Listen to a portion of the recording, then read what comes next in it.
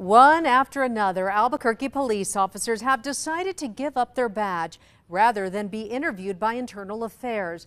All of this happening during a federal and internal investigation into what we've learned involves accusations about officers getting paid to get DWI cases dismissed. KRQE investigative reporter Gabrielle Burkhart sat down with APD Chief Harold Medina to ask how officers will be held accountable if they keep walking away. 2 months since Albuquerque Police Chief Harold Medina announced his department launched an internal investigation into its own DWI officers. I was not shocked that any of them resigned and that they weren't going to make a statement to us.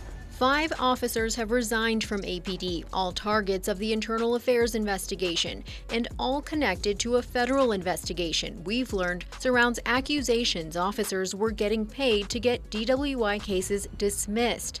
Lieutenant Justin Hunt resigned in February after 24 years with the department. Honorio Alba resigned that same month after 10 years. This month, both Harvey Johnson and Nelson Ortiz resigned after serving a combined 18 years with APD. And the latest to resign just last week, Officer Joshua Montano. He's been with APD nearly 20 years. Each of the 5 officers turned in their badge before an internal affairs investigator could interview them about possible involvement in the corruption case. When they choose to resign rather than talk to IA, do you see how that looks? I think it looks horrible on the individual officer, and I think it looks bad and it makes them appear guilty. But I also know that an inconsistent statement or anything that they've told the FBI before could be a federal charge for lying to an FBI agent. So they have a lot at stake here coming back to us. Chief Harold Medina believes those officers are following an attorney's advice by not talking and claims completing the investigation is not only possible but a priority with other witness interviews. Meanwhile, a 6th officer, a commander of the Internal Affairs Division, remains on administrative leave. Could this go beyond these 6 officers? Without a doubt, we're seeing that the possibility is there. And we are currently still working through. A lot of individuals have retired. And if those officers were part of a corruption scheme, it raises the question, how do you ensure to the public, that officers will be held accountable when it seems like some of them have quietly resigned or retired? Gabriella, we can't force them to continue to stay here till we terminate them, but these individuals have immensely lost. There's some that are extremely close to retirement that are losing out. And we haven't even gotten to the point of criminal accountability. Financially, he says they're losing out on paychecks and a full career with retirement benefits. And when the FBI completes its investigation, there could be federal criminal charges. We may not ever know the full truth and get every single member, but we will do our due diligence to ensure that there's accountability to anybody who wore this uniform and badge in the past. The federal investigation prompted the Bernalillo County District Attorney's Office to dismiss more than 200 pending criminal cases, mostly DWIs the 5 officers were connected to. KRQE investigates uncovered red flags in some of those cases. If you need to get off of this. I do.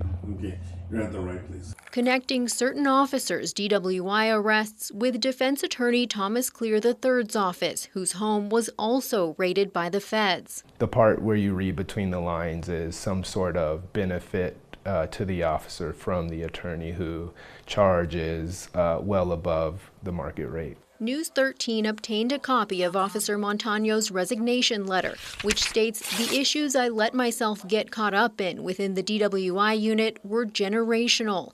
In order for him to talk, he says he, quote, needed to not be the city's scapegoat for its own failures. He wrote, I take responsibility for my actions. But Montano doesn't elaborate. But I gave my commitment to the public, no stone will go unturned. Nearly a decade into being under the watch of the Department of Justice in a settlement agreement focused on reform, this year APD is closer than ever to full compliance. Since news of the DWI scandal broke, critics have asked how this wasn't brought to light earlier. I honestly compliment so many parts of where we are today because we actually went in compliance and had accountability set up. The chief credits part of the reform process with exposing wrongdoing. A lot of the changes we've made through our reform process actually, I think in the end is going to explain quite a bit as to how this scheme was forced to change to the point where it became exposed. Have you learned anything that's surprised you through this process from January, to now? I've learned that politics are rough, and God put me in this position, and I'm in a good place in my life and in my career where I'm here to do the right thing. But it is, without a doubt, been probably the most challenging 3 months of my 29 years of law enforcement. Gabrielle Burkhart, KRQE investigates. Chief Medina says he's already filed police misconduct reports with the State Law Enforcement Academy, which could impact those officers' law enforcement certification. He says the public will hear about results when APD's internal investigation is complete.